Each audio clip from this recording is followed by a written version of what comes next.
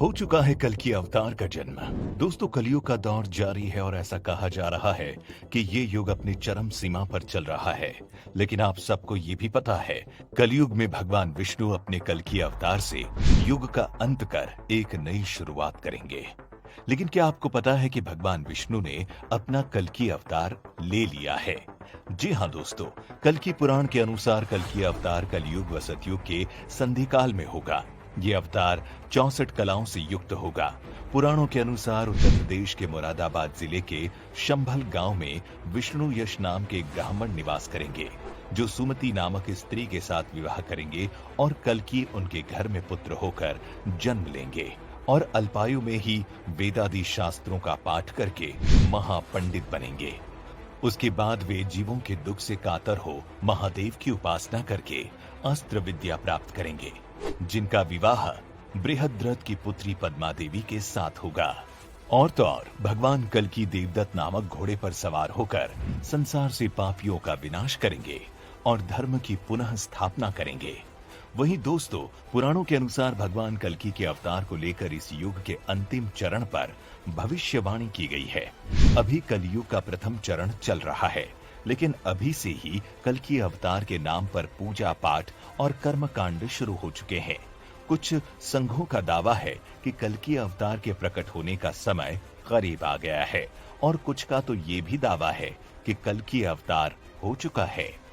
अग्नि पुराण के 16वें अध्याय के मुताबिक कल्कि अवतार को तीर कमान लिए हुए एक घुड़सवार के रूप में दिखाया गया है और कल्कि पुराण में काल की भगवान हाथ में चमचमाती हुई तलवार लिए सफेद घोड़े पर सवार होकर युद्ध और विजय के लिए निकलेगा। ऐसा ही कुछ बौद्ध काल में भी बताया गया है कि कुछ कवियों के अनुसार कल्कि अवतार तो हो चुका है। वायु पुराण के 98वें अध्याय 98 में लिखा है कि जब कलयुग अपने क्रम पर होगा तब कल्कि अवतार का जन्म होगा। साथ ही इसमें विष्णु की प्रशंसा करते हुए दत्तात्रेय, व्यास, कल्कि विष्णु के अवतार बताए गए हैं। इतना ही नहीं दोस्तों, वैष्णव ब्राह्मण विज्ञान में ये लिखा है कि कल्कि अवतार अंतहीन चक्र वाले 4 कालों में से अंतिम कलयुग के अंत में हिंदू भगवान विष्णु के 10वें अवतार माने जाते हैं।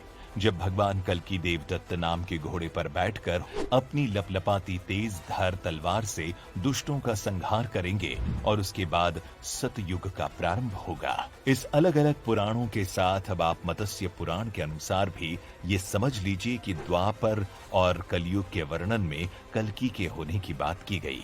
बता दें कि आज के समय में भगवान कल्कि के नाम पर यूपी में संभल गांव में एक मंदिर बना है, जहां उनके नाम पर कुछ इलाकों में ऑडियो, वीडियो, पुस्तक, साहित्य सामग्री का विकास कर प्रचार प्रसार किया जा रहा है। इसके साथ ही कल्कि वाटिका के एक संगठन का दावा है कि कल्कि अवतार के प्रकट होने का समय करीब आ गया है। इस संगठन के लोगों का ये भी मानना है कि देवी जगत में कल्कि अवतार हो गया है। स्वप्न, जागृत और वाणी द्वारा वे भक्तों को संदेश दे रहे हैं। उनकी शक्तियां भक्तों की रक्षा के लिए इस जगत में चारों तरफ फैल चुकी है। अब बस उनका केवल प्राकट्य बचा है, जिसका अर्थ है कि अवतार किसी समय सीमा में बंधा नहीं होता, उसके प्राकट्य के अपने मापदंड होते हैं।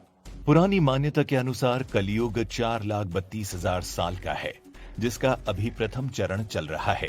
इस युग की शुरुआत 3,102 ईसा पूर्व से हुई थी और 4,26,881 साल अभी बाकी है और अभी से ही भगवान कल्कि की पूजा, आरती और प्रार्थना शुरू हो गई है।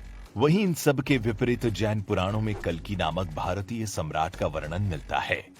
जैन विद्वान गुणभद्र लिखते हैं कि कल्कि राज का जन्म महावीर के निर्वाण के 1000 साल बाद हुआ था। वहीं उत्तर पुराण में ये भी बताया गया है कि कल्कि राज ने 40 साल राज किया था और 70 साल की उम्र में उसकी मृत्यु हुई। अंततः ये कहना अभी सही नहीं होगा कि कल्कि अवतार हो चुका है या नहीं हुआ है।